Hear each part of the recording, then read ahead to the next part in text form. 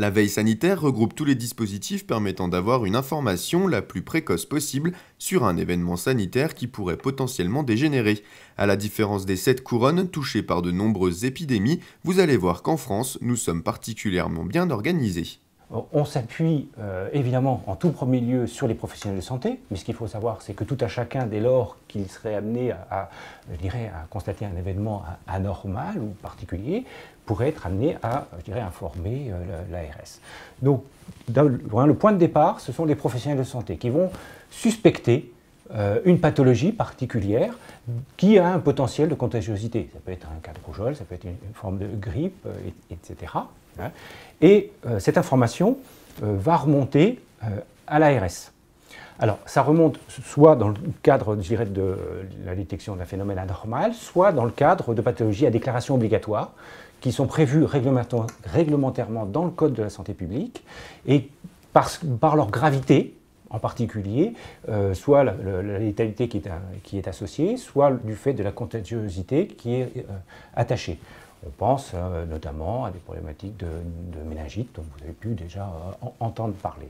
Donc ce dispositif se complète par des dispositifs de surveillance à l'échelle nationale, qui est assuré par l'Institut national de veille sanitaire, et puis à l'échelle internationale par l'Organisation mondiale de la santé. Et ce dispositif de veille sanitaire, pour qu'il soit pertinent, c'est qu'il soit capable de détecter au plus tôt tout phénomène anormal et que par ailleurs, derrière, il y ait une circulation d'informations la plus rapide possible auprès des autorités sanitaires qui devront prendre les mesures. La veille sanitaire est aujourd'hui en France un véritable réseau d'informations quotidien émanant des professionnels de santé et surveillé par les ARS et les instituts de veille sanitaire. En cas de crise, de type grippe H1N1 que nous avons déjà pu connaître, des mesures sont prises à plusieurs niveaux. Elle va mobiliser des compétences médicales, des compétences épidémiologiques, des compétences pharmaceutiques, des compétences de communication, et donc quelque part aussi à l'ordre public. Et donc cette gestion de crise va devoir mettre autour de la table toutes ces compétences. Et c'est ça la notion de gestion de crise. C'est-à-dire que, quelque part, on est obligé de prendre des mesures qui vont être complexes à décliner, qui vont mobiliser différents partenaires et qui supposent un pilotage spécifique.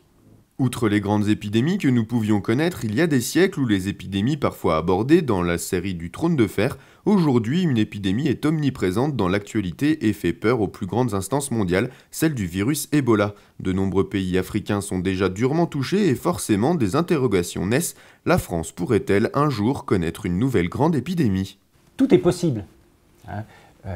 On voit bien qu'il y a un environnement qui potentiellement pourrait conduire à ce type de situation.